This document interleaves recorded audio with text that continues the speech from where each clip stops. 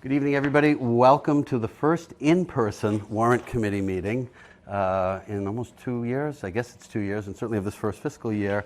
And I'm happy to call the meeting to order. Our first order of business is to accept the minutes of our meeting from the 9th of March. I think we have someone calling in.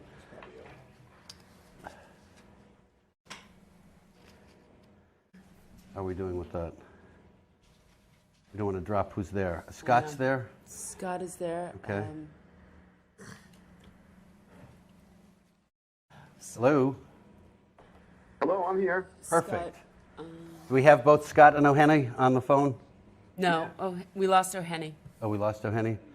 All right. All right, well, I hope he calls back. But I believe we already accepted the minutes from the 7th of March. Yes. So the 9th, everybody received those. I'm hoping any changes, alterations, additions. Hearing none, the chair will entertain a motion to accept the minutes of the March 9th meeting as presented. So moved. Do we have a second? Second. No more discussion. All in favor? We have to take the roll, I'm sorry, because we have phone people calling in. Lynn, do you want to do the roll? Yes. John, Yes. Lorraine, Yes. Steve, Yes. George, Yes. Kathy. Yes. Kristen. Yes. Emily. Yes. Dave. Yes. Scott. Yes. Okay. Thank you very much for the approval. We have next item on the agenda is the change of use and home rule petition for the land on Guile Road. And we have, I believe, some people who want to speak to that. Are you here to speak to the Guile Road? You're welcome. Please come and join us. Identify yourself. The microphone's all yours. You have 7 minutes, and we're very interested to hear what you have to say. Okay. I can sign this afterwards, I guess, right? I'm Joe Modugno from Blue Hills Parkway, 248 Blue Hills Parkway. And I'm a member of the Friends of Blue Hills Parkway, one of the active and founding members of that group. I think a lot of you know me. I've been watching you for a while now. Oh, you're part of our fan club. How nice. I'm part of the fan club, right. It is good to be back, but I have to say, I wish I didn't have to be here. That would be good, too. I just wanted to make sure everyone got my letter that I had sent a couple of weeks ago, Yep. and I also sent some tree measurements and a few other things You today. put a great deal of thought into that, by the way. My compliments on its detail. Thank you. I'm an ex-English professor, so that doesn't mean a lot. They say writing is harder for those who teach writing than, so you know how it goes. I understand. So I just want to very briefly say who we are, okay? And Friends of Blue Hills Parkway is a neighborhood association, preservation and historically minded individuals, and we're working with the state and the town to try to maintain, renew, and enhance the parkway, which is listed on the National Register of Historic Places. It's laid out in 1894. It was one of the first connecting parkways between Boston and the Blue Hills, and designed by Charles Elliott and the Olmsted brothers. That's a pretty cool thing. A lot of people don't know that. I think we need to have that signage on the parkway. Another story, okay? So we're speaking as concerned citizens for the parkway and for this particular parkway resource and particular town asset, the former Lamb Estate conservation land that's under question here. I do want to say, and I'm saying this sincerely, it's not easy being here, and it's a little bit intimidating. Oh, we're teddy bears. You don't have to worry No, about that. not you folks. No, it's we're up against, the school committee and the school building committee, all good people, hardworking people. They put a lot of time into this. We know it. We understand the needs of the town. Nobody's questioning that.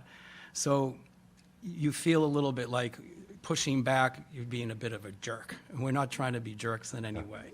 We're advocates for something we care about, and we do feel some pushback is necessary, and this is the give and take that makes town government and democracy and politics and all that. When all those folks came out on a Saturday morning, I thought it was a beautiful thing to see us all there, traipsing through the woods, trying to evaluate what we're going to do and what was the right thing to do. So there's a lot of good in all of that kind of thing, So I will say that most people are conflicted, that they want to support the school and they don't want to lose the land. This is the reality, right? 7 acres of prime forest accessible. It has a particular history, particular value to the community. It's been there for years, decades. So there's a lot of conflict. I think, people are also feeling in the rush to get this to town meeting that it's a done deal, it's inevitable. And I'm kind of pushing back against that idea that it's inevitable and it's a done deal. And I'm trying to encourage people to have more hope and more fight to see if we can kind of work out something here that is truly a win-win for everybody and a compromise. It's not a compromise to the Parkway or the community or to the legacy of these other people who came before. I'm thinking of John Cronin, who I had many conversations with about this in months before he passed away, and the whole story of the Lamb family and the Roch estate and all of that. Very fascinating stuff that I've really been getting into. I sent you a picture of that portrait. It's called Portrait of a Man in a Rainstorm that Amy Lamb painted. I bought that on eBay as I got involved in this because I started getting so into the family history. I thought that was kind of an interesting little aside there. So the thing is, I also don't want to come here and be apologetic for fighting for open space in Lamb and for environmental. What I think is all of us share that kind of belief in this need for this kind of thing. This is a good thing to fight for. Parcel D65-6A, doesn't really do justice to this particular piece of land, which I'm now calling the Amy and Rosamond Lamb Memorial Conservation Forest. I think that's a better description of this, okay? Because I think that there's a story there. When we were there Saturday, I heard people walking through, people were coming up to me. The trees are beautiful, they were saying, what a great spot. I didn't know this was here. But what I heard from many, many people is, what a shame it is. What a shame this would be to lose this. What a shame that we might lose this. So that tension is in there. And, in that tension, I think is a place for reflection. We should be uncomfortable with some of these decisions we have to make because there's a genuine loss and there are some gains, obviously, too. So we're concerned with protecting community character. That's one thing that the Friends of Blue Hills Parkway really believes in, protecting the integrity of the parkway, the infrastructure of the parkway, getting the story of the parkway out there, and having this, be a genuine asset and kind of bringing it back to what it was. It was quite stunning back in the early 1900s. I said in my letter and a number of things there that I won't repeat, but I said I don't think we need to trade open space for classroom space. I really don't think we need to trade open space for classroom space. We need both. Our kids need both. I've got grandchildren. I've got a son and a daughter. They know the woods. We canoe. We do all those things. My little grandson's been down that patch of forest with me, and the first thing he asked me was, "Are there lions in here, Papa Joe?" I said, I wish there were. Maybe we could save this place, right? But, we're going by the master plan, too, and this isn't, it's an incredible document. I'm certainly not going to read this, but these pages on preserving Milton's character, conservation is a state of harmony between men and land, Aldo Leopold said. But here we are feeling a tension. And that tension, I said, I think is really good because it's the beginning of reflection and maybe something about our values as a community. So over and over again, people have said, and I've got it in my letter, and people are saying that the character of the town is defined by its greenness, its open spaces, being next to the wonderful metropolitan areas, as we know, of Cambridge and Boston. This is a little jewel, a special place. How do we preserve that specialness is part of the question on the table. Here, all the tables where this is being discussed. The master plan focuses on preserving natural and historic features, neighborhoods, gateways. Preserving the natural character of the town means protecting open space. I'm just quoting a couple of lines here. It's beautiful stuff, just like the opening of that Article 94, right? It is, the citizens of the Commonwealth have the right to land and space and green spaces and clean air and water. It's a wonderful idea and sentiment. So the Conservation Commission has been put in charge of developing conservation strategies for preserving open space and to, I guess, advocate and endorse and have stewardship. So natural features, historic features, these are parts of the master plan, preserving and enhancing the character of each neighborhood.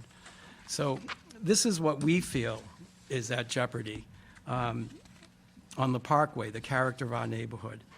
One thing I need to stress are the impacts that a development of a full school campus in that spot may bring. We can't forget that there's a 52-unit condominium development going in any day now across the street with 2 commercial spaces. That's a done deal. You know, we tried to work on that. We weren't too successful.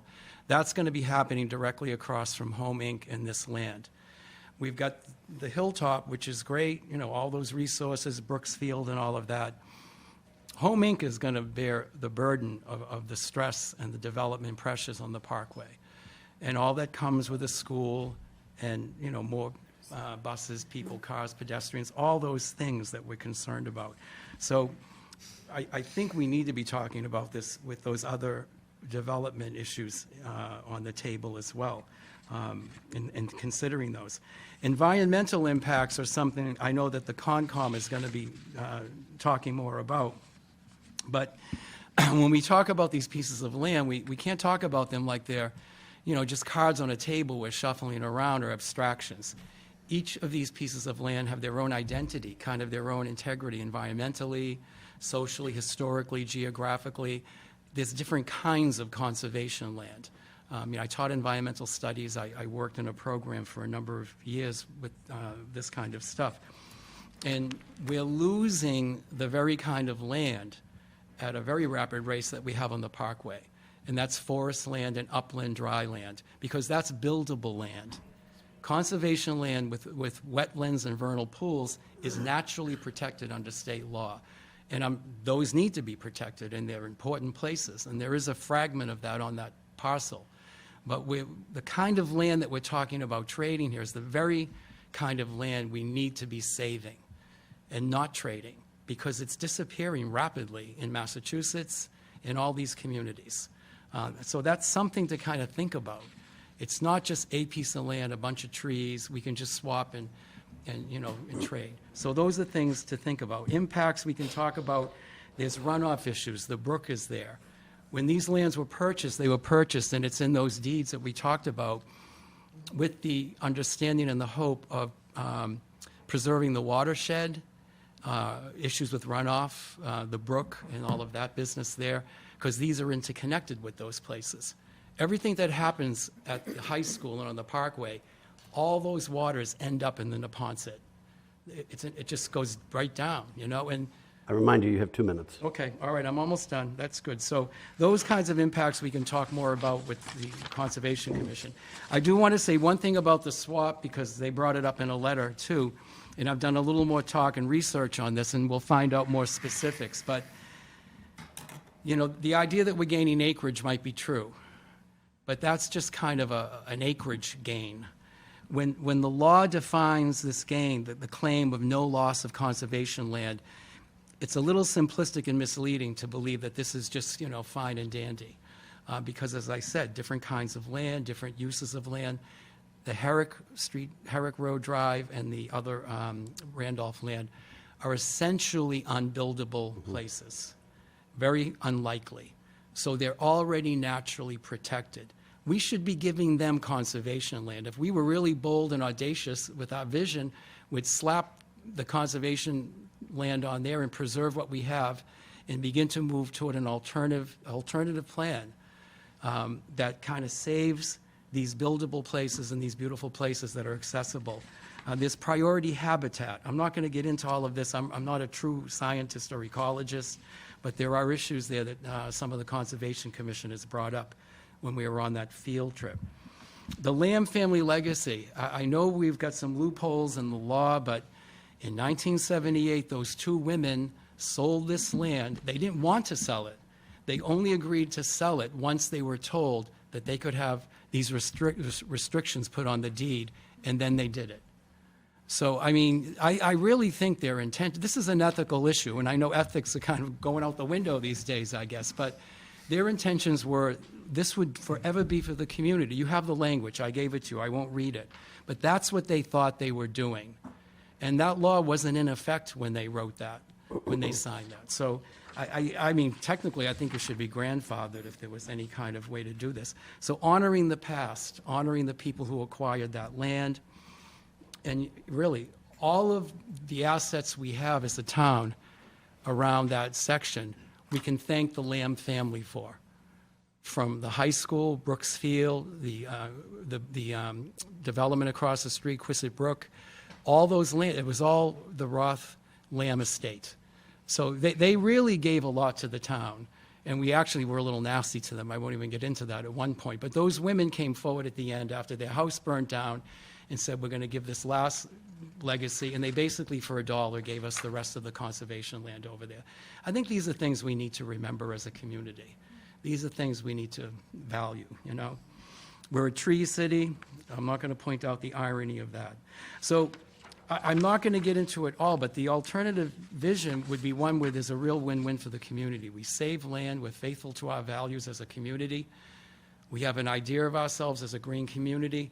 That idea has moral and ethical dimensions because the policy we make is governed by these beliefs, commitments, and values. We have to kind of walk the talk, and this is maybe a moment when we need to feel the tension and kind of really reflect as a community about how we might resolve this in a way. I'm not just trying to save something for myself. I really am not trying to do this. I've been fighting for land and environmental issues for decades, you know, and teaching this kind of stuff in class. So we don't have all those answers. I'm willing to work. Sean's a great guy. I said to him, can we find a way to incorporate to reconfigure some of what you want to do, break it up, do it anyway, to use existing town lands, existing school land. We've got a lot of space on some of these places, or possibly enough space. And that's what I keep hearing from people. Why can't we build on the existing school properties? 15 seconds to Okay. conclude, please. You want to start counting? All right. So I really think that that's kind of where I am anyway. I think just, you know, come up with a plan B, take conservation land off the table. You know, this is we're a community that values this, and we're going to find an alternative plan, and we're going to be creative in our problem solving. Have you gone to speak to the Conservation Commission yet? I haven't. You have, I you have think I'll not. be doing that next week. Okay. I have talked to them individually because I've been on walks and things with them, you know. So, Questions by the membership? yeah, any questions? I'd be glad to answer questions. You know, it's like I said, it's not easy being up here. I remember them, the Lamb sisters. They were old ladies when I I could was a have met kid. them, really, They were yeah. delightful. I mean, when the house burned down, they probably, who knows what they lost, because they donated, I don't know how many pieces of impressionistic art to the Museum of Fine Arts, and they lost in that fire probably half a dozen to 10 Monets, Renoirs, which That's is incredible, utterly isn't it? tragic. I know. But they were delightful little old ladies. I remember them. From an extremely blue blood. Oh my gosh, Yankee yes. background, Oh no. going They back were to Champagne, they traced it. I mean, probably to the Norman Conquest for all I know. But they were very philanthropic, and they had this long history in the town. And I I recall the discussion at the time. And again, as a kid, what do you think?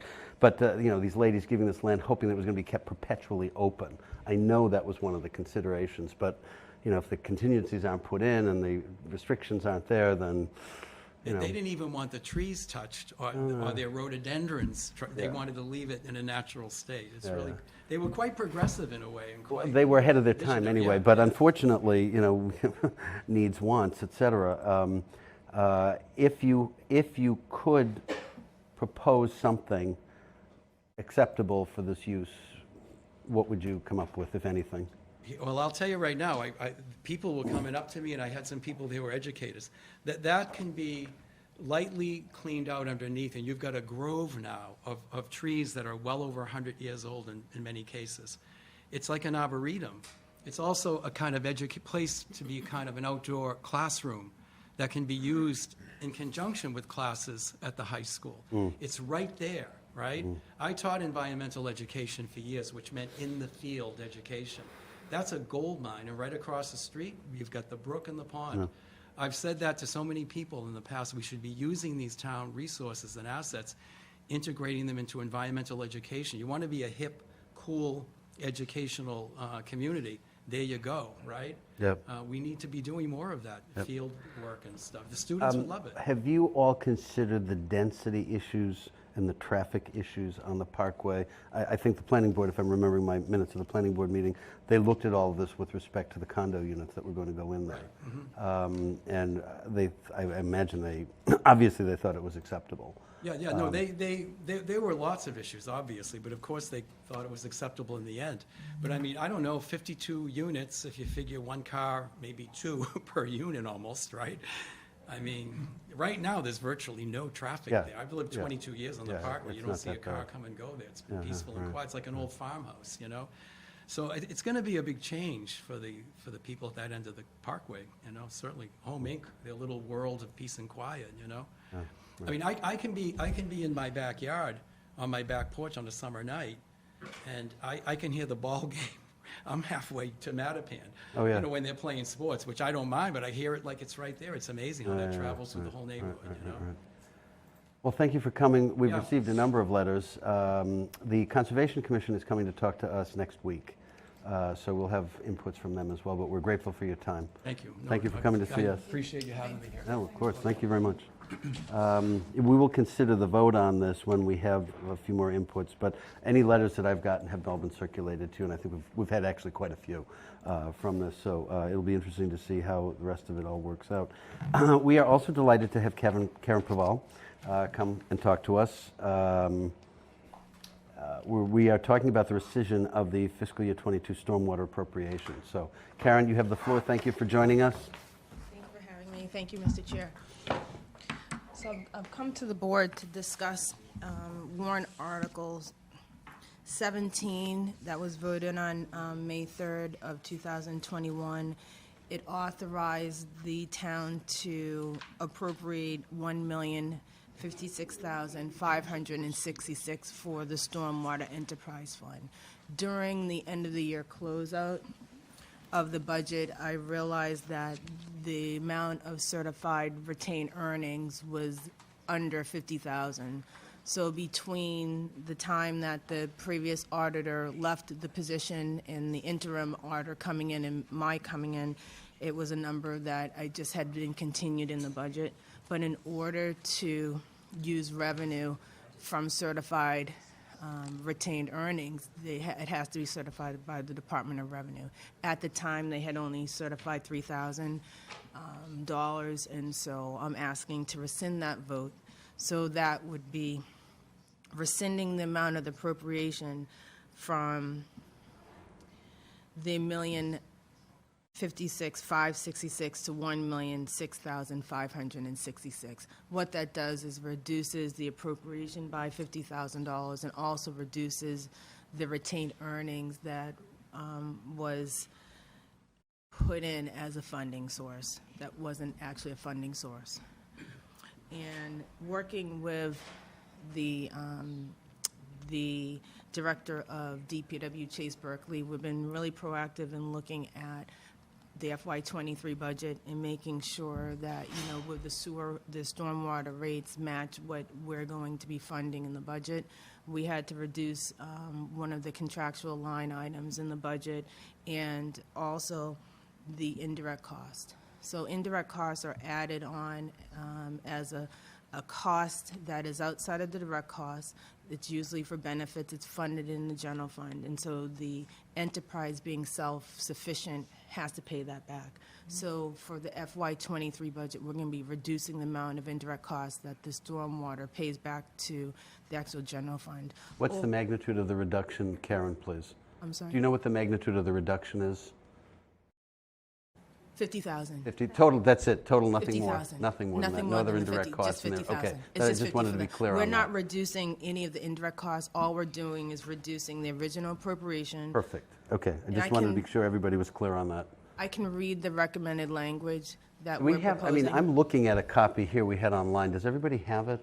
I think Somebody, you should have it, I don't know if you printed it out or not, but if you want to read it, that would be perfectly fine. So for Article 21, to see if the town will vote to rescind Article 17 of the May 3rd, 2021 FY22 town meeting and vote the corrected recommendation as follows. recommended that the town appropriate the sum of $920,066 for the Stormwater Enterprise Fund. That $86,500 be included in the appropriations from the general fund for indirect costs and be allocated to the Stormwater Enterprise Fund for funding. And that $1,006,566 be raised and appropriated as follows. On the spreadsheet, it shows the original FY22 recommendation showing the rate of $1,006,566, retained earnings with a total funded budget of $1,056,566. And the correction would be the rate at the $1,006,566, no retained earnings, so the total revenue would be $1,006,566. As you look at the budget in terms of the direct costs, salary and wages remain the same at $190,814. The expenses, $619,979 will be reduced by $50,000, bringing it to $569,979. Debt service remains the same at $159,273, with the total direct costs going from $970,066 to $920,066. Question, as I look at this top line, rate/fee revenue, recommended fiscal year 21, $1,006,566. The correction, fiscal year 22, is the exact same number. Should that not be 1,056,566, or am I reading this wrong? Because you're deducting the retained earnings. We're deducting the retained earnings. The rate, the money that we have set for the rate remains at the $1,006,566. The only thing that we're reducing is the amount that we recorded as retained earnings, which was $50,000. Okay. And in doing that, you're also reducing the amount that you appropriated. So within the appropriation, we're reducing the expense line by $50,000. Because you have to have a balanced budget. So, I'm sorry, I must be dense. The figure rate/fee revenue in that far right column, Yes. top line is $1,006,566, but then retained earnings negative $50,000. Wouldn't that reduce that, or am I reading it wrong? Yes, it reduces the total funding. So the total budget last year was $1,056,566. There's my question. Should that rate fee revenue on the top line be $1,056,566, since we're taking the $50,000 out to come up with the $1,006,566? No, because there's two different revenue sources. So out of the budget, that's $1,056,566. The way that was being funded was $1,006,566 was coming through user fees that people pay, plus $50,000 for retained earnings to fund a budget of $1,056,566. So the only change is that reducing the appropriation by $50,000, now you have a budget of $1,006,566. I get that, Yeah. but my question is, as I have always read financial statements, when I have the paren, it's a negative, and $1,006,566. Do you see what I mean? Oh, I understand. Shouldn't that be $1,056,566 at the top line? Then take out the $50,000, then you arrive at the $1,006,566. I understand how you're reading Yeah, this. am I not reading it right? What I would do is I was showing the $50,000 as a reduction, but under FY22 correction, that would be zero for retained okay, earnings, because okay, we're not good. using any retained earnings. Fine, I fine, understand what fine. you're saying. All Sorry. right, that's all I needed to know. So that theoretically is a zero. Yes, so Okay, when we do fine. the article, we'll say Yeah, the yeah. 1,006,000 Okay, and then zero. good. about Again, I apologize for being obtuse. All right, that makes perfect sense to me. Okay, questions on this? Mr. Chair. Please. I'm not a financial person. What happened to the 50,000? So when, at the end of the year, the Department of Revenue will certify what we have left as balances. Retained earnings is similar to free cash, so they'll look at what we've spent, if we have any additional money. It's kind of like the ending balance in your undesignated fund balance. once the Department of Revenue has certified how much you have as a balance, you can then use that revenue to fund the next year's budget. And so what happened was the amount that was certified was not 50,000. I think it was just an amount that was carried over. If you look at previous years, Yep. 50,000 has always been an amount that's been used for through retained earnings. But Department of Revenue and Mass General law is that you're not allowed to authorize revenue if it hasn't been certified by the state. So the funding balance wasn't 50,000. It was An error. yes, it was exactly an error. right. It's And just- so yeah, this year yeah. we're correcting that so that fine. So- we don't run into that problem, and with DOR and making sure that all of the information is provided to them with the user rates that we did when we submitted our tax recap.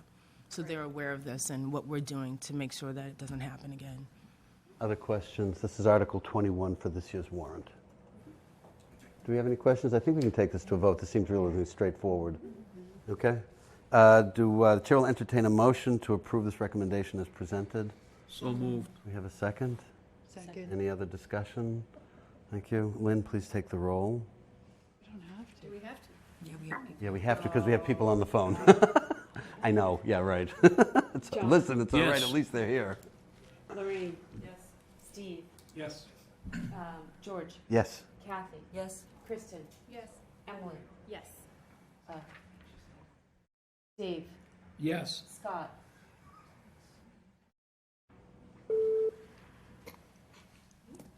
We lost him. Did we lose him? Oh, no. Yes. Answer? Yeah. Please. Scott, is that you? Yeah, I've been on hold the whole time. No way. Oh, Yeah, I brother. had the music playing away. Well, aren't you good to stick with us? We're just taking a vote on Article 21. I can hear that music. Dun, dun, dun, dun, dun, dun. Like I can't get it out of my head. It drives me crazy. It's bad music. That's even worse.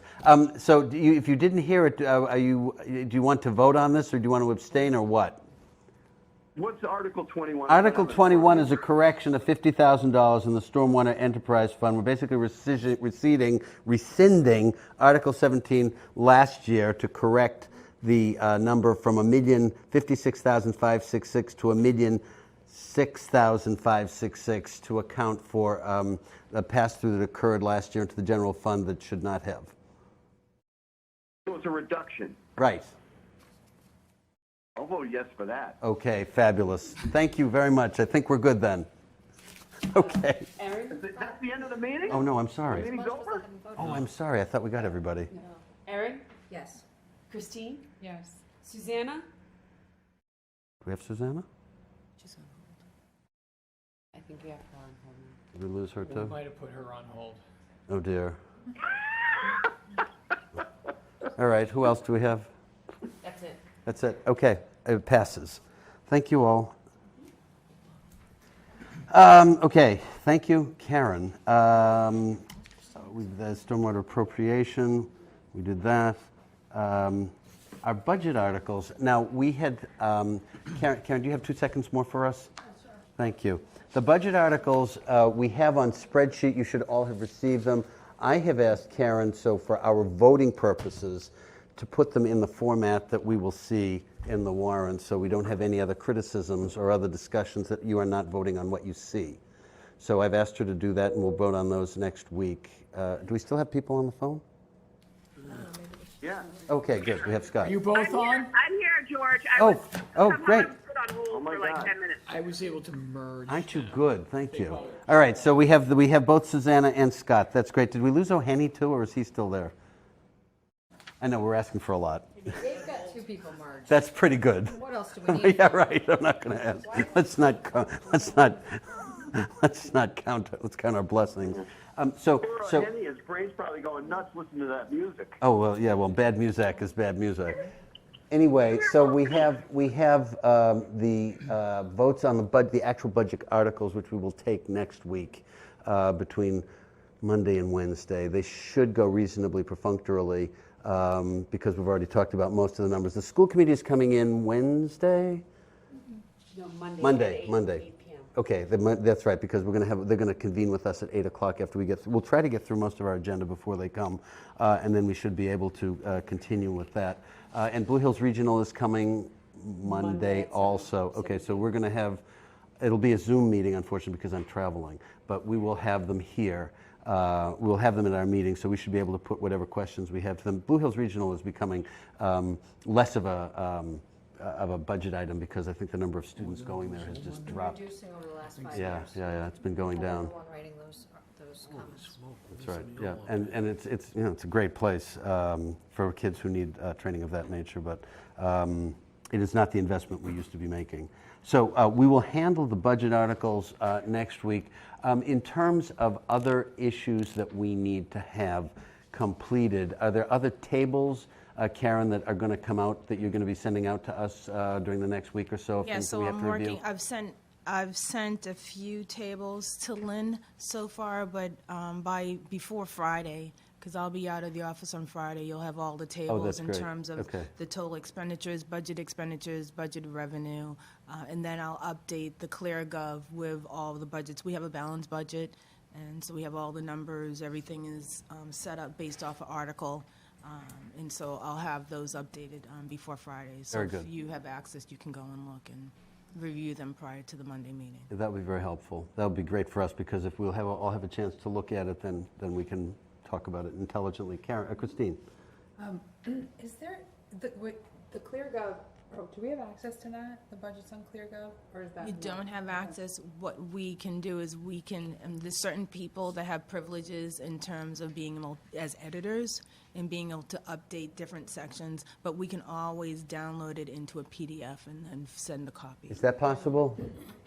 Is that possible? Yes, To we can. circulate it to the membership, or send it to us and we'll Recirculate it in. circulate I'm it? just waiting for the numbers. Okay, Yes, perfect. before I create the Okay. PDF. It's no use It's in fine, looking no, at it. exactly right. Sorry. No, we'll make it complete, and then it can go around, and then we'll be able to look at it in one fell swoop. And are you able to come if we need answers to Oh, questions? absolutely. Oh, I'll aren't be you good? available. Thank you. It'd be We great have a to. lot of changes this year in terms of funding sources. Yep. I mean, as you know, we have the American Rescue Plan money, ARPA funds that people refer to, Right. and that's funding a significant portion of the budget this year. So That brings me- it's not appropriated, but Yeah. there's I mean, that sections brings for us to a common. question that I think a few people have certainly asked me about when the ARPA money fades away and we've spent it all, and we've had it, and we've been grateful to put it towards some services. What's picking up the slack, et cetera? Or are any of these permanent services that will need funding replacement? So for the ARPA funds, we have funded different positions in the school department, Yep. and we have one-time items in terms of some software. Some of the software expenses we've included in the operating budget once the funds have been expensed, but I would think the school department would want to speak on the positions that we've added and what they are thinking of, in the future as we move forward. The money that we receive through the ARPA funds is available for commitments through 2024 to be expensed by 2026. So, but that's something that they would need to, that they're working on, that can answer. What have been restrictions or hurdles that have been put in place to qualify for the money and to retain it? So in terms of the process, we have two pots of money. We have 2.8 that was provided from the U.S. Department of Treasury office, and then we have around 5 some odd million that we received from. How much was that? I'm sorry? Around $5 million. 1.5? No, 5. Five. Oh, Yeah, sorry. I can give you the. Is that the exact ARPA money? number. This is ARPA, and it's, we receive it through Norfolk County, and it's in the form of a grant. So any project that's the funds are coming from Norfolk County, we have to submit an application. So they have a portal that we have to log on to, enter information. It has to be based off of different categories of eligibility that's in the final rule. So as we submit that to them, they'll review it and send a note back to the town on whether or not it's been approved, and a check is then forwarded. It's through, it's wired. Some of the first project that we had was, we were there to pick up the check, but the others have been wired to the town. How onerous, or are they onerous, are the processes to go through and qualify? I think that we've been really diligent in making sure that as departments are looking at projects, that they're specific to what's eligible in the final rule, so that we won't have any pushbacks or any surprises of things not being eligible. And is the turnaround time reasonable for when the county does it? There's a lot of cities and towns that are submitting requests right now. When we first started, I would say this is maybe about a couple of months ago, the turnaround was probably about a week or two. It's a little longer than that now, but I can reach out to the county just to get an idea of what the turnaround time is for the That's still projects better that than I we would have requested. guessed. 1 to 2 weeks, that's really good considering. Yeah.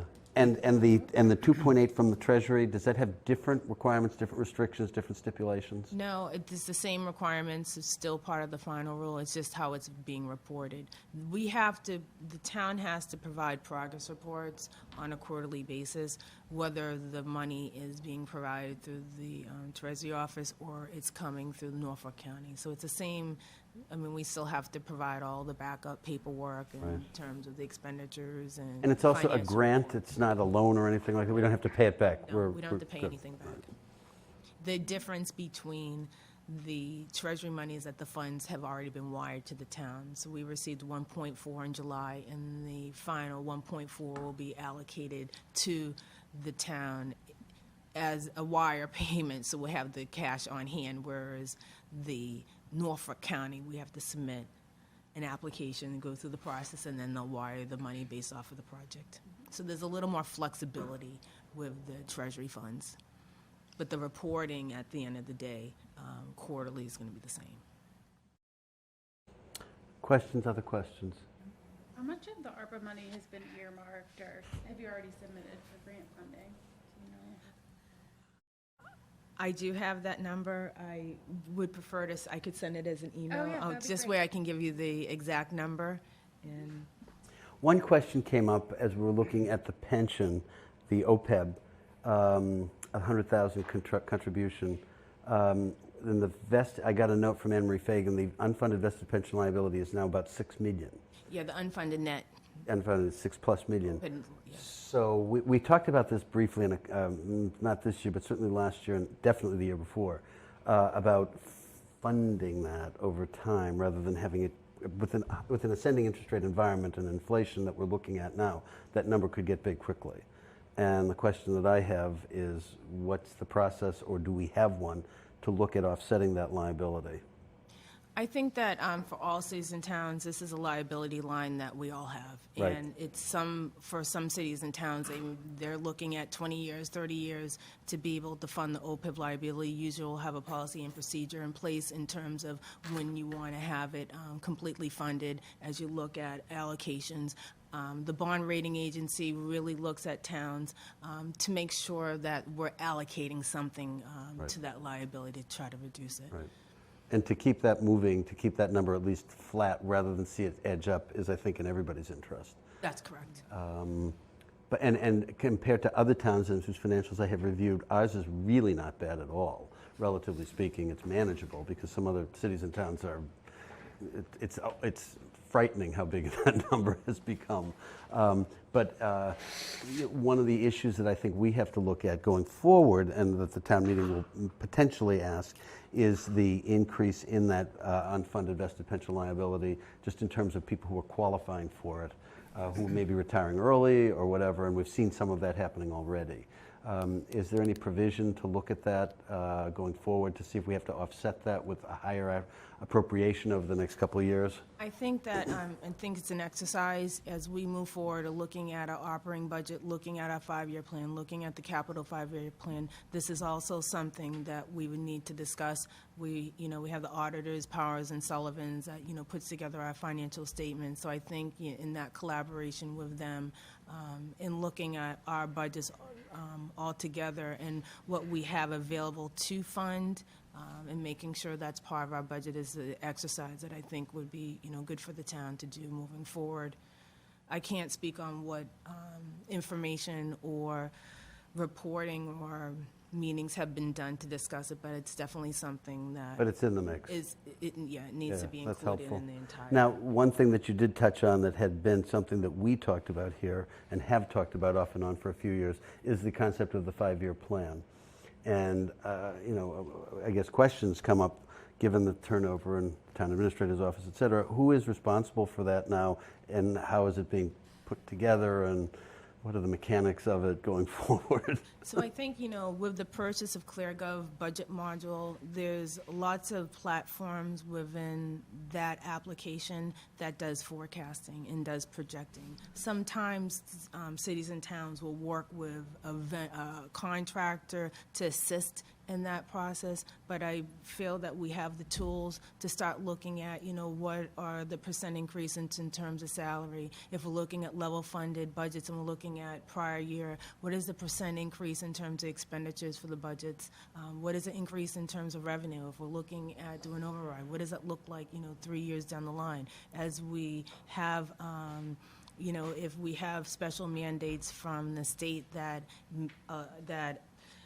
we have to, increase the teaching, just as you're saying, if there's positions that are being funded through grants that we now have to continue in our operating budget, what does that look like? But I feel that the platform and the software that we have will allow us to plug those numbers in, and it will tell us, okay, this is what your revenue dictates what you can spend. And so I think that with those resources within the software will allow us to kind of look and say, okay, what do we need to bring in for revenue to maintain this level of expenditure, to maintain investments in OPEB so that we don't get to the point where our liability just keeps growing and growing and growing. Right.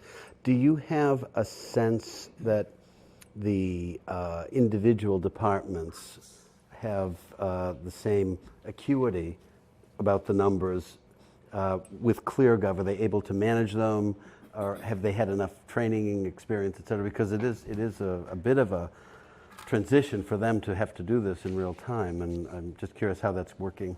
So that falls within the accounting office, so that's a function that I'm going in. ClearGov is really a module that allows you to have an automated process in terms of producing the warrant. And it allows transparency for residents to really have a good look at what we're doing as a town.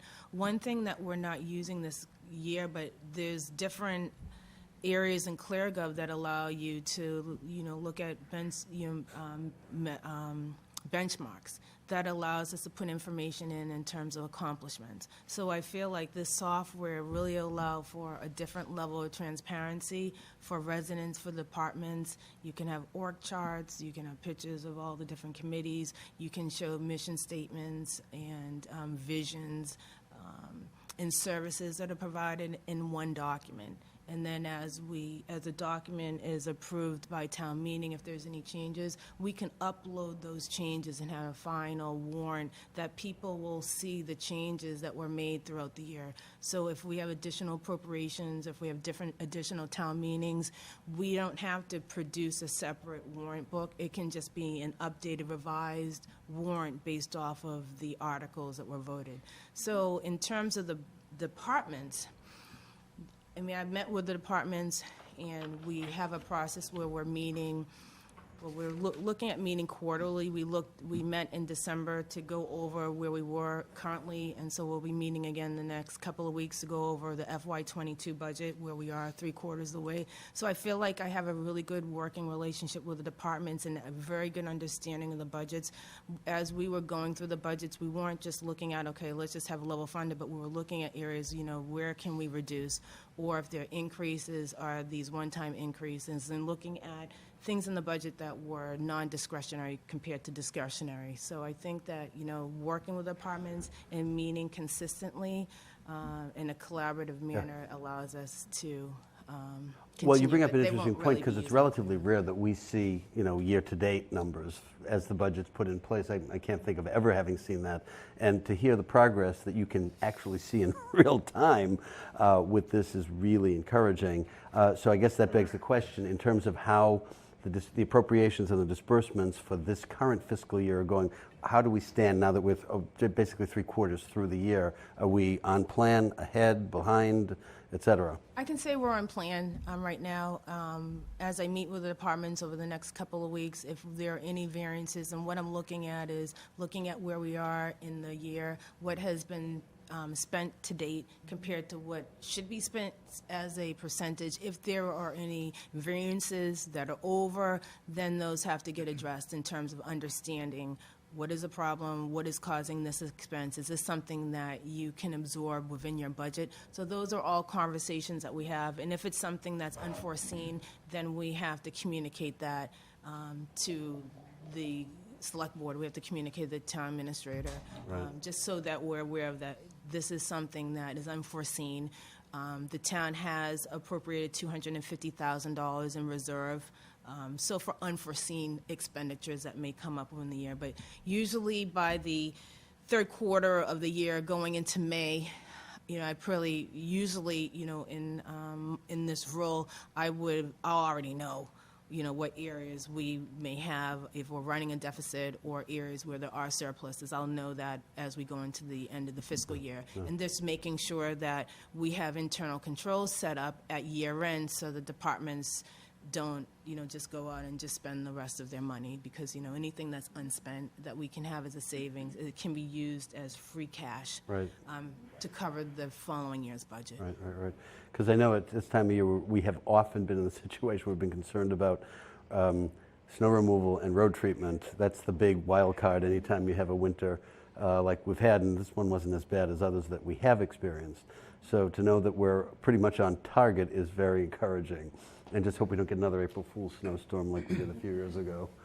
So that's encouraging. Is there anything else you think we need to know in terms of timing and other issues that we would have to consider before we start to pull the warrant together? I don't think there are any other issues. I just want to thank you for your patience. I know that the process usually starts in October and November, and I feel like this year has been a learning experience for me, working in the town and putting together a lot of the paperwork. You don't have to apologize. We understand. But I appreciate your patience, and I can just say that, just going into the next fiscal year, FY24, it will definitely be smoother sailing, and we'll be able to adhere to have these this process deadlines. put in place is terrific. I think it's not onerous, and we'll manage through. But thank you for doing everything, Kathy. Good question, Karen.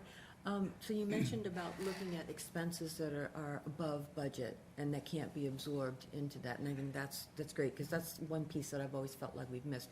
But when you're doing that review, are you also looking at expenditures that weren't planned for and that were just like, not necessarily a surprise, a needed, but maybe optional purchases, or things that were people bought or spend money on that weren't planned for but weren't necessarily needed? Well, that would come up if they're over their budget, because the town meeting appropriates funds to salary and the expenditures, and so within the expenditure line, that's allocated to a variety of different lines. It could be contractual services, it could be supplies, so maybe they needed more supplies or less in contractual services, but we're really looking at the bottom line of their expenses and what they actually needed. So, and that's where I'm thinking there's maybe a little more tweaking that we could do, because, I mean, if it's more supplies that they needed, I get that. But I'm thinking expenses that are just out of the norm. Oh, yeah, I haven't seen that. The only expense that I saw last year was around $18,000 as the largest expense, and it was from software in one of the departments. But that was something that was known prior to that software being purchased. So I haven't seen anything in the thousands where it would stand out, where I'd say, okay, we need to look at this. This is something that you shouldn't plan. I think it's really important, and I stress to the departments that you cannot expend what has been appropriated. And so that is what we kind of go by, and I think the constant meetings with the departments, the reminders in terms of the emails, and just looking at what they're spending, meeting with departments to discuss it. That's how we're able to make sure that we don't run into that situation and those surprises. Okay, thank you. You're welcome. Steve. Could I just just ask a question about the revenue side of it? And I don't have the numbers in front of me, and I'm new to this. So the numbers where for the permits and fines and all that thing, I don't remember what that column was, but the year-to-date was much higher than what was in the budget, like about 300,000 or 400,000. And so if the revenue's coming higher, does that go into free cash for the next year?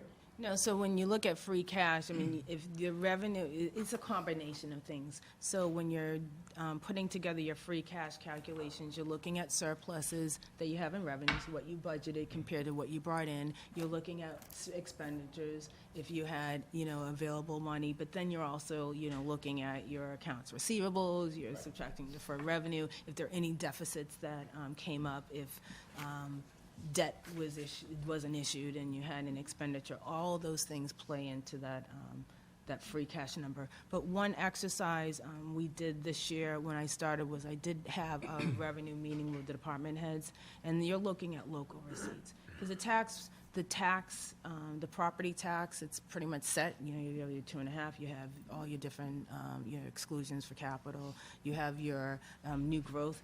But for local receipts, I did meet with all the departments in the summer to look at different trends. So as I was putting together revenue projections for local receipts, there were some areas that were able to increase for pilot taxes. So there were different areas looking at past data over the last 3 years and really looking at what the trend was, but making sure it's conservative, because the one thing you don't want to do is you won't want to over-project the revenue. All right. But I feel like the local receipts did increase by Yeah. a few 100,000. I think it was in areas where we have been bringing that revenue in.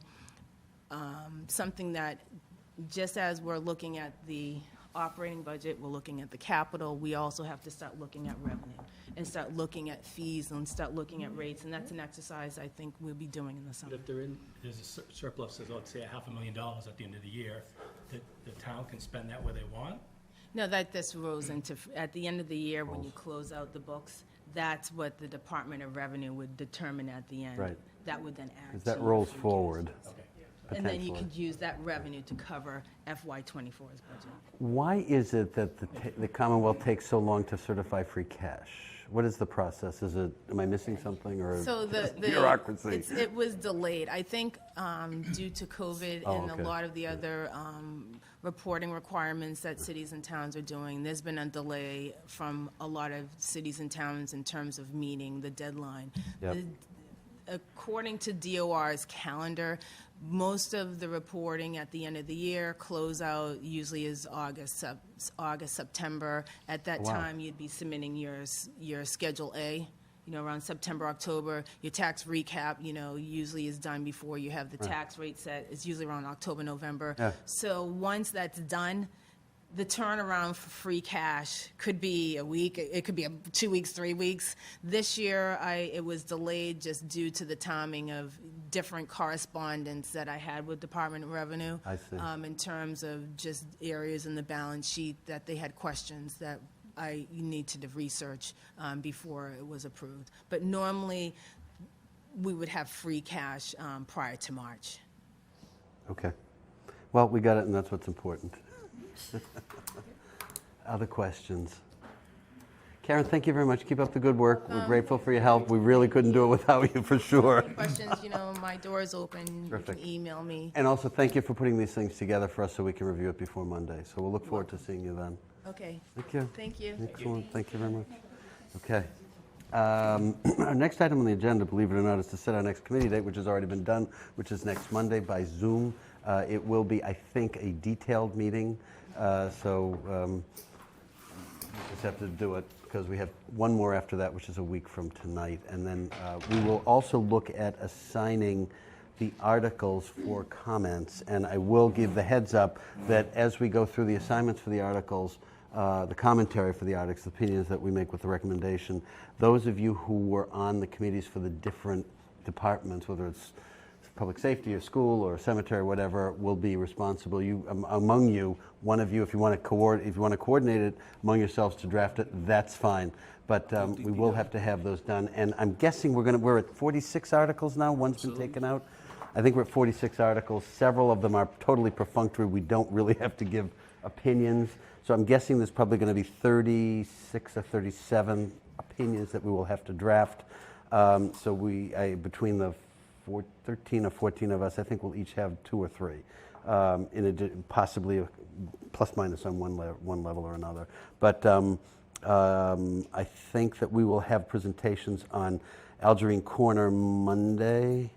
Are they coming Monday, Rice? Are we going to fit them all in? We'll fit them all in. We always do. There's 7 minutes. They 11 o'clock night? I hope not. Oh, But we'll do what we have. computer. We'll do what we have to do. Love, John, when we Yeah. call your name. Yeah, And there's silence. I'm like, John's sleeping now. yeah. We are meeting I Wednesday. love it. Monday and Wednesday we meet. So between the 2 days we'll get done. We'll try to move it along. I mean, the presentations Blue Hill Votech is perfunctory, and some of the other ones are really, perfunctory is a word I don't like to use a lot, but they kind of are because we know the drill. The school discussion will be more detailed, I'm afraid. So we just have to be prepared to have questions asked and hope that we can all have a meeting of the minds. Next Monday at That's school? Monday, yeah. So Monday's meeting will be detailed. Wednesdays may not be quite as long, but we will certainly, between the two of them, take votes, which for the remaining, I think we've taken probably a dozen or 15 votes on the articles. We'll just have to take the remaining votes and then make the assignments, and then we're off to the races. I don't anticipate us needing to meet possibly once between when we finish next week and the town meeting in mid-April. We may have one meeting, but other than that, we'll be okay. So Town meeting's in May, right? town meeting is, have they set the date? 16th? I think the 16th. So it'll probably 2, possibly 3 nights. Last year was what, 5? 5. It'll be in person, right? It'll be in person, yeah, so let's hope it's not, who knows? We'll see. That might help. George, can I just make Of course. a comment on that process? Please do. So when we have these people here, I feel like we've sort of forgotten that they're here, we ask questions. Yes, for sure. Then we discuss. Yes, It's, yeah. it feels like it's an opportunity for people to just share their feelings versus ask questions, and then it gets a little out of hand. Well, we try to limit that part of it. Right. We're trying to limit that. Questions are fine. I mean, opinions are important because this is what we're all discussing, and it's our opinion that people are interested in hearing. We'll have an opportunity to Oh, yeah, share that. absolutely. Yeah, it's part of the whole question and discussion process. So if you don't think you're getting it, just ask, and we'll get it through. It's important. How are we going to approach the school board committee coming in next Monday? Do we have a strategy for that? Or I know subcommittee asked questions. Yes. They replied to most of them Yeah. in writing. Yeah. Has everybody seen those answers? Or I don't know if everybody has seen them. we did distribute it to everybody. Yes, I'm assuming everybody got them. I'm hoping everybody read them. But They were sent out. They were certainly sent out, so I'm assuming that if you got it, you read it. If you didn't, speak now or forever hold your peace. And do we want to put another set of questions together, or is it just ad lib type thing? I would think that what They've already agreed. yeah, I mean, And I feel like there's been opinions expressed about the school budget. I have a different opinion than what's been expressed. it's time to bring it up then, for sure. Right, well, we haven't had a conversation as a committee yet, and that's fine. That's what we'll do. Yes. Usually after, Right. right? Right, of course. So right. then everybody will sort of make their own decision. If we have further questions for them when they come in, that's the time to. But this is absolutely the time to ask the questions. I mean, I don't believe we have to pose the questions in writing in advance of our meeting on Monday, but I think they'll be here, and they've certainly been willing to answer questions. We haven't always agreed, obviously, but it's not the issue. The issue is to have whatever is on the table discussed. Go ahead, Steve. Is it normal for Mike Zulis or one of the select board members to say, get ready for an override next year? That's a strange comment. Well, we said it last year, too. Well, I think what he was saying was, what George brought up at the beginning, there's positions that are funded by I know, I get it, but is that normal? He's saying they're not going to be funded as part of the operational budget, so the town's gonna have to make a decision whether we wanna find that money or not. Because if they don't find the money, the positions go to Never Never Land. But that's only part of it. It's part of it. That's exactly subset right. of that 7 No, million or whatever it is. understood. We have not had an override since 2017, 2016. It's been several years. Yeah, it's been certainly not since I have been on the Warrant Committee. We have not had to have an override. Yeah, right. Can I ask another dumb question? Of course, it's not dumb. So 2.5 Proposition 2.5 says that you have a right to raise the taxes 2.5%. Right, We automatically put that in our budget? That's the way it's- basically. That's And revenue. everybody accepts that in town? Well, yeah. That has been the practice. No, I don't think every town does that. 2.5%? No, you have a right to raise taxes 2.5%, according to Proposition 2.5. Doesn't say you have to do it. That's the That's ceiling. true. Right. But it happens, you've said, but true. And honestly, when you're looking at contracts that are being negotiated for town employees, that's on the table, and that kind of sort of is the leader. I mean, you know that's a 2.5 increase, so, I mean, all of a sudden, some people say, oh, we can get 2.5% increase, or 2%, or whatever the figure is. That's there, that's kind of the floor. That one negotiates for that is a different story. And you know, we can have as many discussions about that as we want, and I think we'll have a great variety of opinions on that. But we'll have the conversations between next Monday and Wednesday as we vote. So I think other than that, we've completed what we have to do. So if there's no new business, Chair will entertain a motion to adjourn. So moved. I have a second. Second. Thank you. Lynn, do you want to take the roll? John, Yes. Lorraine. Steve, Yes. George, Yes. Kathy. Yes. Kristen, Yes. Emily, Yes. Susanna. Susanna? Dave, Yes. Scott, Yes. Erin, Yes. Christine. Yes.